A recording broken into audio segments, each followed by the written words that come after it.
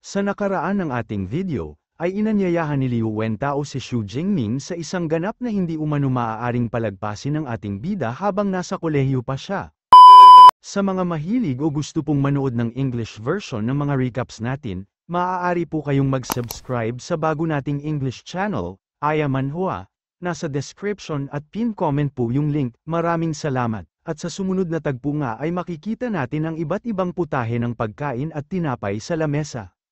Dito ay biglang sinabi ni Liu Wentao kay Xu Jingming, na matapos ang naging laban niya ngayon ay lalo siyang sumikat, dahil nang mag-post umano siya ng invitation para sa meet and greet, ay mayroong mahigit 100 kababaihan na nais makipagkita sa ating bida, at halos sumakit nga daw ang mga mata ni Liu Wentao sa hirap ng pagpili ng dalawang dalaga na kanilang makakatagpo ngayon. Mukhang aktibo ka talaga pagdating sa mga ganitong bagay, wika naman ni Xu Jingming. At sa mahigit 100 dalaga nga daw ay nais niyang malaman kung sino-sino ang mga napili ni Liu Wentao, pero sinabi naman nito na sa ngayon ay sekreto muna, dahil maya-maya lang ay makikita din sila ng personal ni Xu Jingming. Hanggang sa napansin nga niya ang dalawang dalaga na paparating, kaya naman agad kinawayan ni Liu Wentao ang mga ito upang tawagin.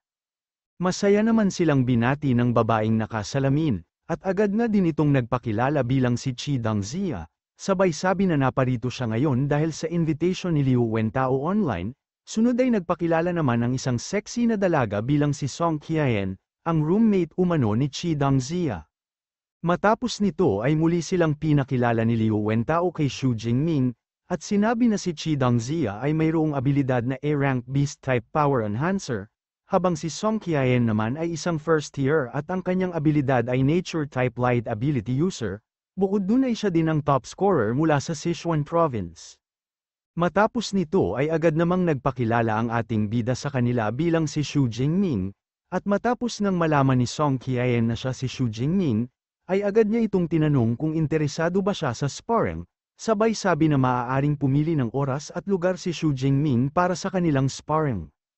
Pero bigla namang sinabi ni Qi Dangzia na isa daw talagang battle maniac si Song Qian, at agad tinanong kung bakit niya ito hinahamon matapos lamang ang una nilang pagkikita. Isang get-together ang sadya natin dito, wika pa nga ni Song Qian, pero hindi nga daw niya alam ni Song Qian na isa itong get-together, at sumama nga lang daw siya sa kanyang kaibigan dahil akala niya ay maaari niyang makasparring si Xu Jingming.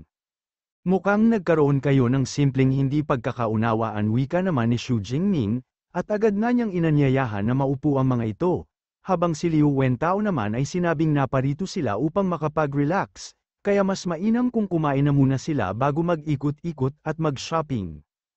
At matapos nga silang makarating sa Weihai Shopping Street ng Magic City, ay masyado ang gulat ni Song Qian dahil sa masigla at madaming tao sa lugar.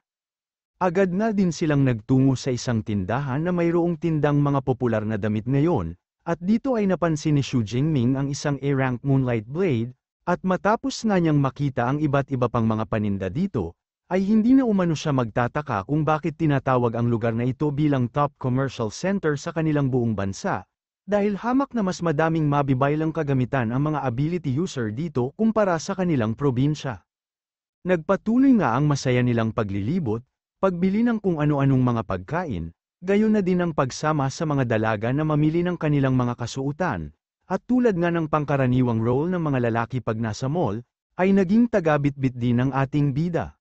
At matapos nang magtungo ang dalawa sa jewelry section ng mall, ay hindi makapaniwala si Xu Jingming at habang hawak nga nila ang pinamili ng mga ito, ay ilang milyon na umano ang ginastos ni Song Qian ngayong gabi. Sinabi nga din ni Xu Jingming na tila pangkaraniwan lamang kung manamit si Song Qian, kaya sino daw bang mag-aakala na isa siyang mayaman na dalaga.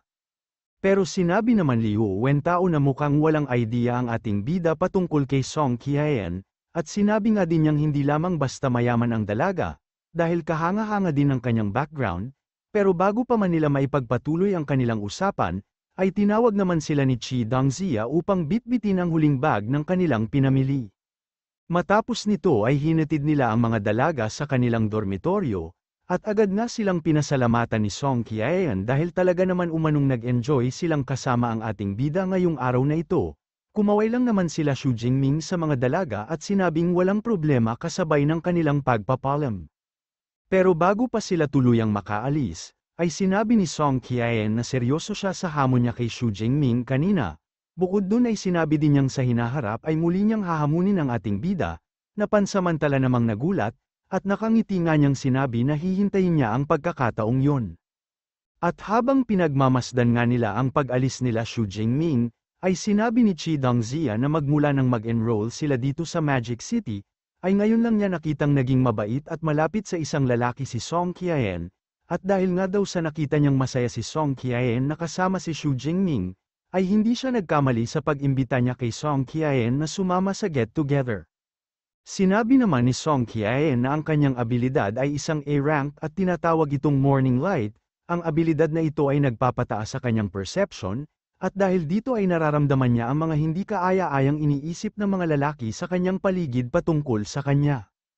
Pero si Xu Jingming nga daw ay iba sa kanilang lahat, at di tulad ng ibang lalaki na mayroong mga hindi kaaya-ayang iniisip sa kanya, ay tanging paghanga lamang ang naramdaman niya mula sa ating bida, wala siyang masamang balak o masamang pagnanasa patungo sa akin, kaya espesyal siya wika pa nga ng dalaga, at agad ngang naisip ni Chi Dongzia, na mukhang na-inlove na umano ang kanilang Miss Song sa ating bida.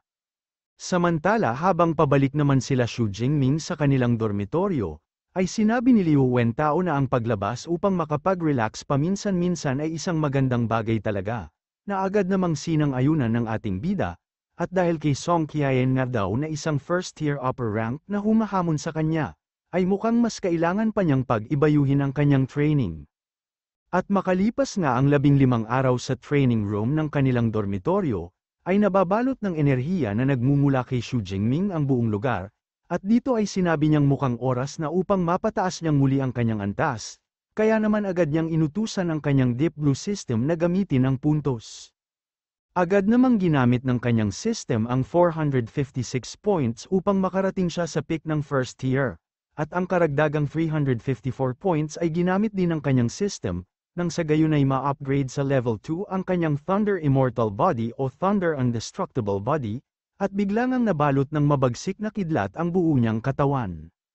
Matapos nito ay naisip ni Xu Jingming na tulad ng dati, ay tumataas ang lahat ng kanyang lakas at kapangyarihan matapos ang advancement niya, ngunit ang second stage o level 2 ng kanyang body refinement ay nakafocus pa din sa pagpapalakas ng kanyang mga buto at laman. Ngunit ayon nga daw sa aklat ng Thunder Immortal Body Technique matapos niyang marating ang stage 3 nito, ay maaari siyang maka-unlock ng panibagong pamamaraan at ito ay tinatawag na Thunder Extreme Mode, at mayroon itong abilidad na pansamantalang mapataas ang kanyang kapangyarihan at bilis.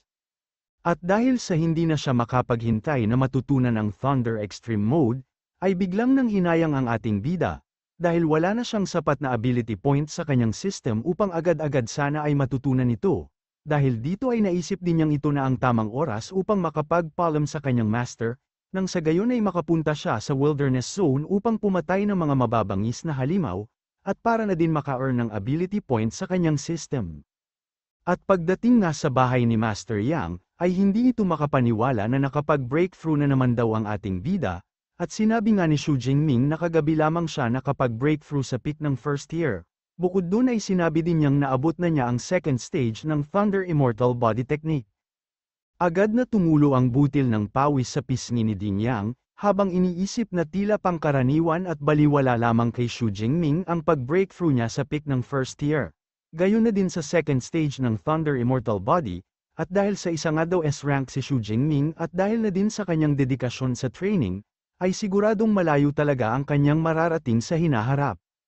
Bigla namang dumating si Liu Ming, at sinabi nga niya sa kanilang master na tulad ng sinabi niya dati, ay isa talagang halimaw ang kanyang junior brother, dahil nung siya nga daw ang nasa first year mid-level ay inabot siya ng halos 1 taon bago maabot ang peak ng first year. Sinabi naman ni Din Yang na ang pag-breakthrough ay napakahalaga, pero mahalaga nga din daw ang combat training, kaya naman inutusan niya ang dalawa na magkaroon ng sparring, nang sa gayon ay makita nila kung gaano nakalakas ngayon ang ating bida. At pagdating nga sa training room, ay sinabi ni Liu Ming na suppress niya ang kanyang kapangyarihan sa second tier lower level, nang sa gayon ay maging patas ang kanilang laban, at agad din niyang sinabi na gamitin ni Xu Jingming ang buo niyang lakas. At matapos nga ang kanilang paghahanda, ay agad ding nagsimula ang kanilang laban, kung saan ay biglang naglaho si Xu Jingming at tanging bakas lamang ng Purple Lightning ang makikita, gayon din si Liu Ming na tanging bakas lamang ng Berdeng Lightning ang iniwan. At matapos nga ang kanilang unang salpukan, ay hindi makapaniwala si Liu Ming sa lakas ng kapangyarihan ni Xu Jingming, dahil kaya nitong tapatan ang lakas ng bawat niyang pag-atake, habang si Xu Jingming naman ay iniisip na magmula nang magkaroon siya ng system, ay ito ang unang beses na mayroon siyang nakalaban na kayang tapatan ang kanyang lakas. Dahil dito ay agad niyang tinipon sa kanyang kamay ang mga kidlat, at ginamit nga niya ang Thunder Prison kay Liu Ming. Matapos nito ay ginamit din niya ang kanyang Chain Lightning Spear upang umatake, pero hindi naman magpapatinag si Liu Ming na inumpisahan ding tipunin ang berdeng kidlat sa kanyang sibat, habang sinasabi na alam niyang ito ang combo na ginamit ni Xu Jingming upang matalo si Lei Zhou, sa kasamaang palad nga daw ay hindi siya isang baguhan at first year tulad nila, at ginamit nga niya ang Jade Pivot True Thunder upang ma-counter ang pag-atake ng ating bida.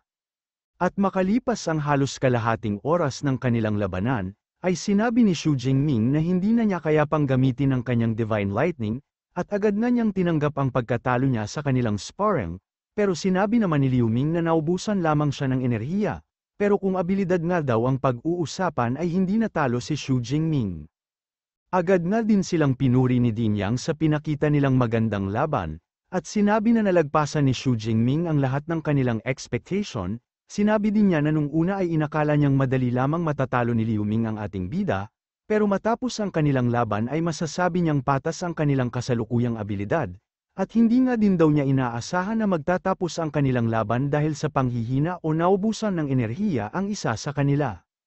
Sunod ay tinanong naman ni Liu Ming kung nais bang malaman ni Xu Jingming, kung ano ang level na naabot ng kasalukuyan niyang lakas. Agad-agad namang tinanong ni Xu Jingming kung anong level, at sinabi nga niyang maihahalin tulad na ang lakas ni Xu Jingming ngayon sa peak ng second tier ability user, kahit pa nasa peak pa lamang siya ng first tier.